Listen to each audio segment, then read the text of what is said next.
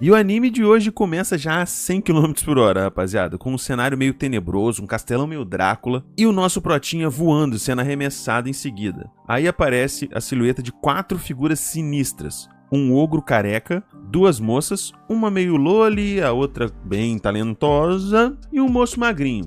Cada um falando que ele evoluiu muito nos últimos anos e que o teste de rank não vai ser um problema pra ele. O que eles estão com medo é desse nosso amiguinho aí, ó, quebrar a arena, e finaliza a cena com o nosso protagonista desmaiando.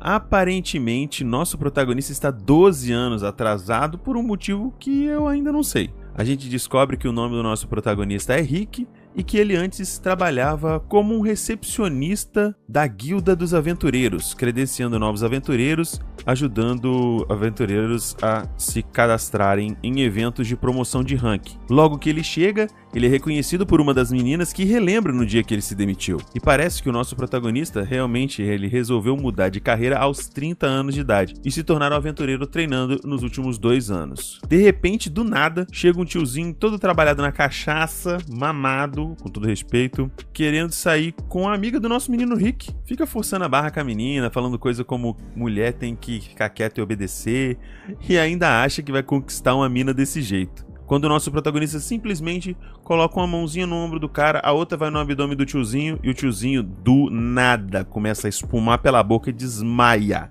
Ele recebe um cartão com o teste de promoção número 4242, o que em japonês significa Shini, ou seja, para a morte, para a morte. Parece que o nosso protagonista, nosso garoto, acredita nessas superstições aí de sorte ou falta de sorte.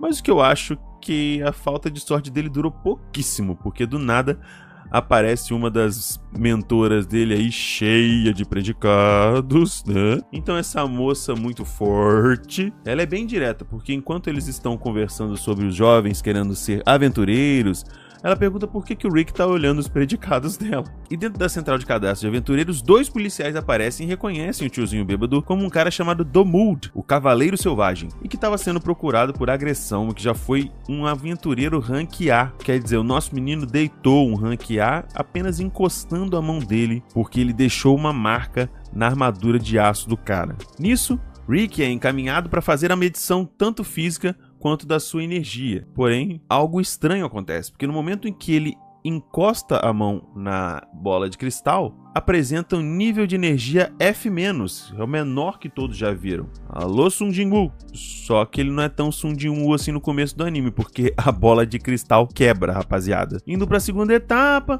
a parte de medir a força de ataque, né? No que aparentemente, como se fosse um saco de areia nosso, só que ele é feito de slime verde. E existem vários graus de resistência, sendo o slime verde o menos resistente de todos. A cor é importante por conta disso. O nosso protagonista lembra de quando ele treinava nos slimes dourados, o mais resistente que tem.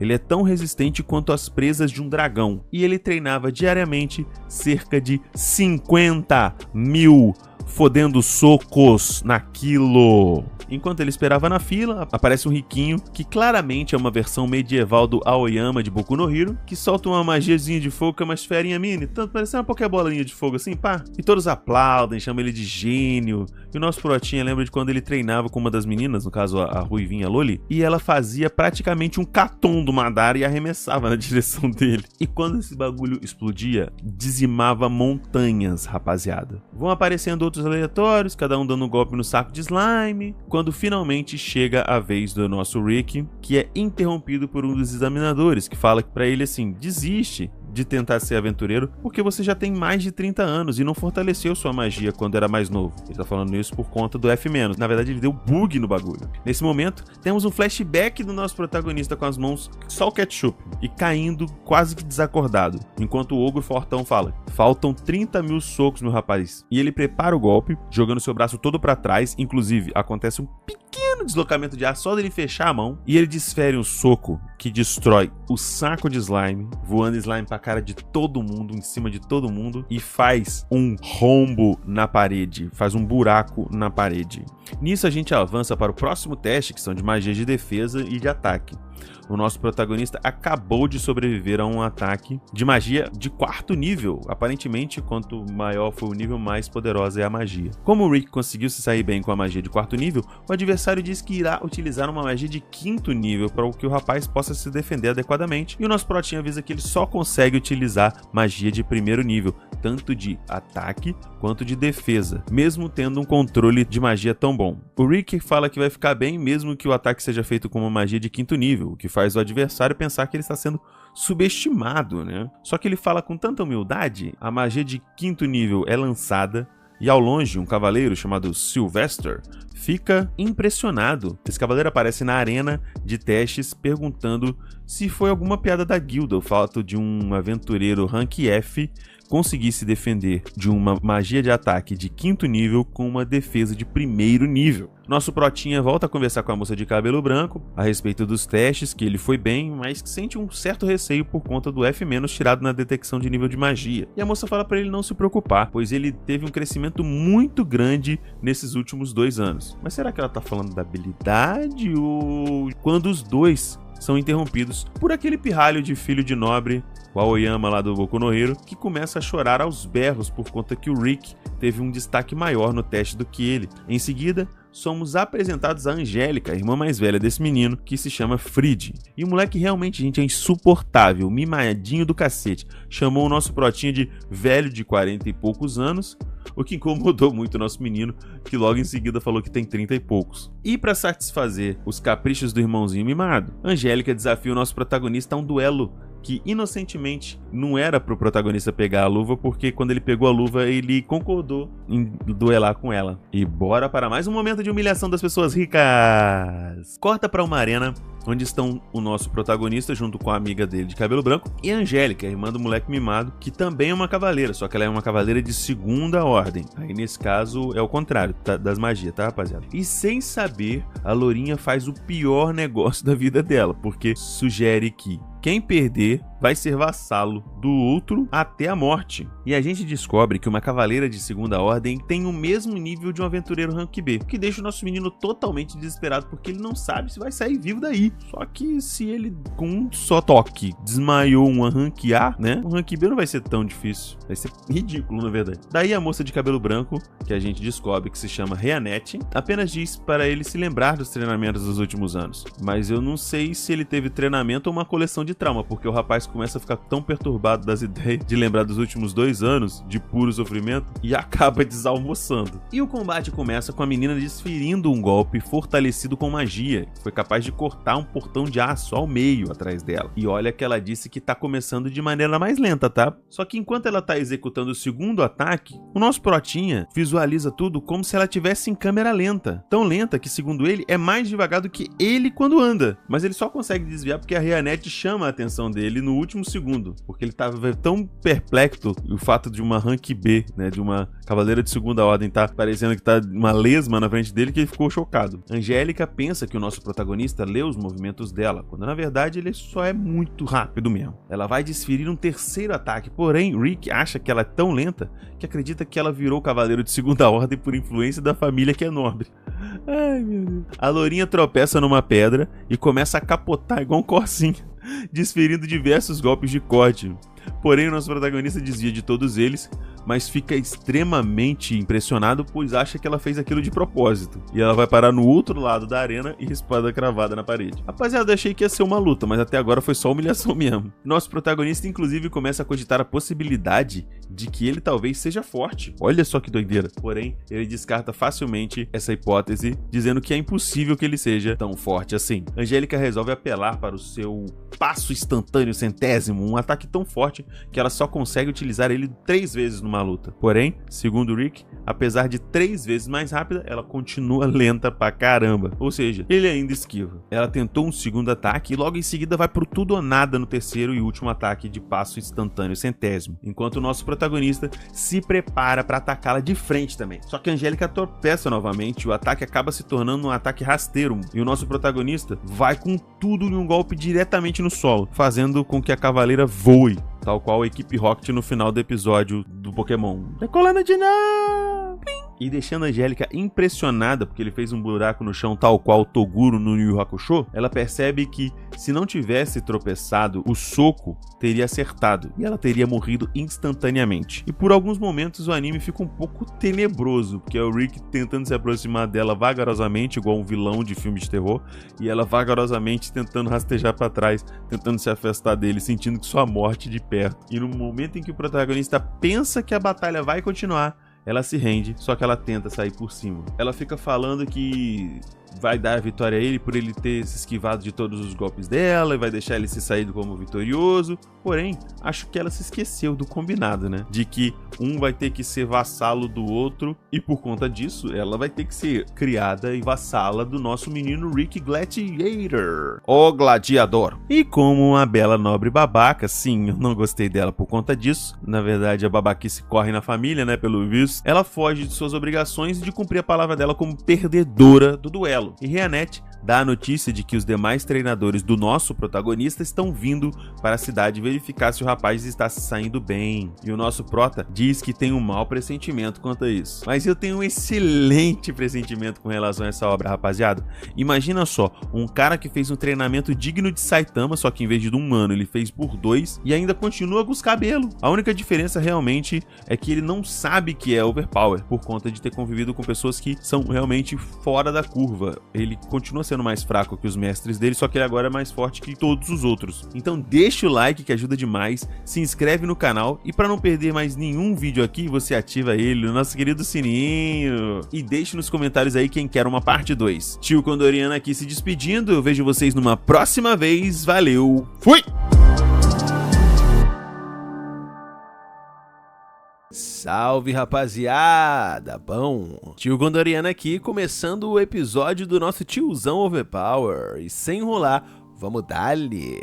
De cara, vem um maluco dizendo que o aventureiro que derrotar o monstro supremo obterá um tesouro capaz de realizar qualquer desejo, os registros de Akashicos, que ele não conseguiu esse feito e que uma criança que sonha em se tornar aventureira irá conseguir. Bem começo de Black Clover mesmo, tá ligado? Nisso, a antiga colega de trabalho do nosso prota anuncia que eles que tiverem seus cartões com brilho azul estarão aprovados e se enfrentarão em batalhas no dia seguinte. Ele parece bem preocupado caso não passe, mas Rianete diz que ele tenha mais confiança em si mesmo. Acontece que ele não tá tão preocupado assim, tanto que chegou a falar que se fosse mais novo pegava a elfa do cabelo branco. E para a surpresa apenas do protagonista, ele passou e sai da sala completamente aliviado, quando um Paquito aparece dando em cima descaradamente da Rianete. E pelo naipe desse sequela aí, eu tenho certeza que ele é parente daqueles dois mequetrefe do primeiro episódio. Ele insiste nas cantadas e diz querer tomar nossa querida elfa como segunda esposa. Um pouquinho emocionado, né, já não? Rick, que estava sendo ignorado até o momento, se põe à frente do engomadinho dizendo que Rianete é namorada dele. E é óbvio que o lourinho morto de inveja não acreditou e começou a esculachar o nosso tiozinho, só porque ele tava fazendo o teste de ranking aos 30 anos. O prota fala que ele, o Paquito, com 25 também tá tarde pra fazer o teste. Tudo isso pra vir a humilhação de descobrir que esse cara, na verdade,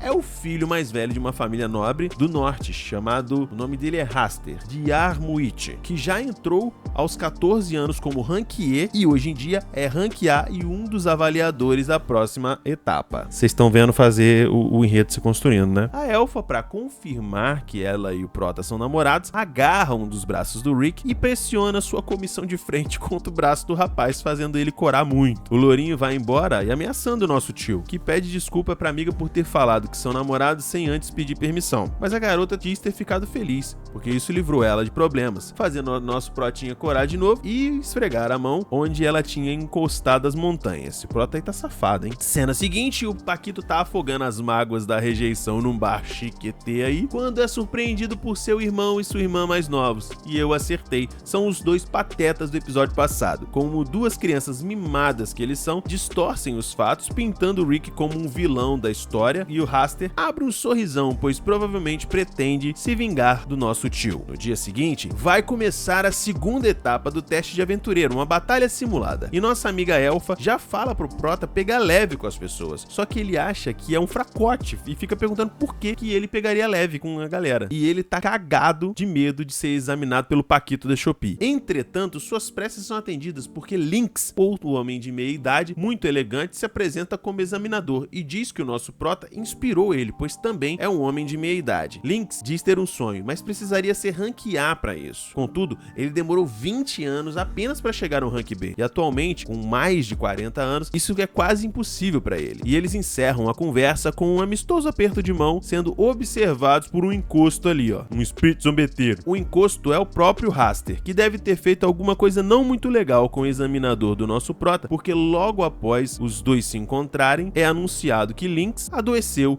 e que Raster vai assumir os testes que seriam dele, incluindo do Prota, acabando com o bom humor do nosso tiozinho. Mas não é só o Rick que não gosta dos playboyzinhos, não. Geral começa a ficar desanimado e fala que o filho mais velho da família de Armuit é conhecido como triturador de rank F. Um clássico babaca que acha que pode judiar dos outros só porque é o mais forte. A cena muda para Raster derrotando um avaliado com um ataque só, uma magia de gelo que daria inveja na Elsa. E enquanto isso, Rick anda de um lado pro outro nervosíssimo, esperando a sua vez. E eu reparei que o maior medo do nosso tiozinho não é ser derrotado não, mas é voltar a treinar com a galera da guilda, porque eles prometeram que a carga vai ser 3 vezes mais difícil. Coitado do nosso tio. Se isso acontecer, eu vou já até sinto saudade dele. Sentindo a confiança do amigo falhar, Reanete ajoelha na frente dele, mas não é pra fazer isso que vocês estão pensando não, viu, seu safado? Ela incentiva e motiva o nosso Prota, que logo após se sentir melhor, é surpreendido por uma pequena figura encapuzada. E certeza que é o irmão mais novo do Paquito. Não sabe lançar magia, não sabe se disfarçar, é um bosta. O garoto finge ser um médium e que lerá a sorte do nosso tio aventureiro e pede pra ele se sentar na cadeira à frente de uma bola de cristal. Mas no momento em que ele faz isso, ele é teleportado. E nossa elfa de cabelos brancos fica boladaça, agarra o menino pelo colarinho, corta os cílios dele com uma rajada e ameaça cortar o olho dele fora, caso ele não diga onde o Rick está. E pede apenas para ele escolher o direito ou o esquerdo. O pirralho explica que mesmo sendo uma magia muito forte, não consegue teleportar ninguém por mais que 100 metros de distância. E nosso menino se vê atrás da área de teste, cercado por um bando de bandidos e um mordomo, dizendo que ele vai apanhar. E onde que eles arrumaram esse mordomo, gente? Que o cara tem 2 espadas. Mais uma vez, a falta de autoestima ataca o nosso Prota, que realmente acha impossível ele derrotar esses caras. Eu já acho impossível esses caras derrotar ele, na moral. E esse é o momento em que os outros 3 mestres do nosso protagonista chegam no local. E o nosso menino ainda é bonzinho o suficiente pra tentar salvar a pele da galera que tava querendo bater nele,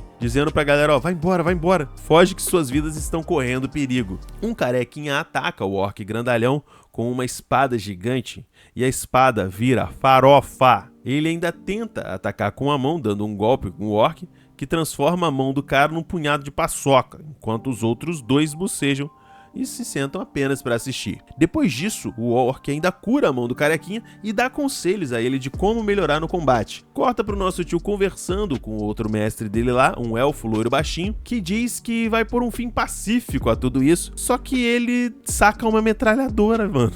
E ele chama de Super Canhão Julieta Revisada. O mestre pra dar o nome pras coisas, né não? Ele abateu metade dos mordomos e o outro doente ali pega a Loli do cabelo vermelho como refém. O protagonista ainda tenta mentir falando que não, ele só tá querendo brincar com você. Mas um segundo depois, o cara meio que dá um solavanco nela, né, que bem fraquinho, mas deixa ela completamente bolada, falando que doeu, e isso é o suficiente para ela começar a lançar diversas magias de 7º grau, apenas dizendo, toma essa, e mais uma. Começa a tacar fogo e congelar, é uma confusão generalizada. O mordomo, o chefe, descreve todos os 3 que ali estão. Os descreve como membros de um grupo de aventureiros de rank S, conhecido como Punho de Orixalcum. E a gente vê a silhueta também da Reanete ali. Então ela também é rank S. E é nessa hora o Dodói faz a cara de maior contemplação da vida, dizendo que vai se aposentar, que tá feliz. Que maluco. O massacre continua e o Rick vai correndo se encontrar com Reanette, que ainda está segurando o menino pelo colarinho, mas no momento em que ela vê o nosso prota, fica mais aliviada e arremessa o guri contra a parede. Tipo quando você pega um papel higiênico molhado, pá, e joga, o moleque esparrama todo. E é nesse momento que o antigo avaliador do nosso prota, o Lynx, aparece e esclarece toda a trama que a gente já sabia desde o começo. Só que o Raster se mostra ainda mais desprezível, porque o sonho de Lynx era construir uma escola para as crianças no local de onde ele veio, porque ele é muito pobre e veio de um lugar muito remoto. E mesmo assim, com um sonho tão nobre, o Paquito ainda teve a coragem de debochar e falar mal do sonho do cara. Aí, meu irmão, tomara que esse cara seja a primeira morte desse anime. Na moral, já agarrei um ódio aqui absurdo. Raster diz que o que o nosso prota vai experienciar fará o inferno parecer uma calmaria. Ele não tem uma vibe meio CQ do Black Clover? Só faltou falar fuha! E agora, tô ficando empolgado, porque é a primeira vez que a gente vê um olhar de determinação no rosto do nosso tio aventureiro. Parece realmente que isso mexeu com ele, porque mostra ele andando nos corredores do Coliseu, chamando o Paquito de imprestável e dizendo que vai fazer ele sair voando. E é nesse momento que o episódio infelizmente acaba, rapaziada, deixando aquele gostinho de quero mais, não é verdade? Eu tô louco pra ver o próximo capítulo e ver o nosso tio aventureiro mandar esse Paquito da Shopee pra casa do Carvalho, tá ligado? Então chega bruto no like, ativa o sininho pra não perder mais nenhum vídeo aqui. Tio Condoriano se despede e tchau!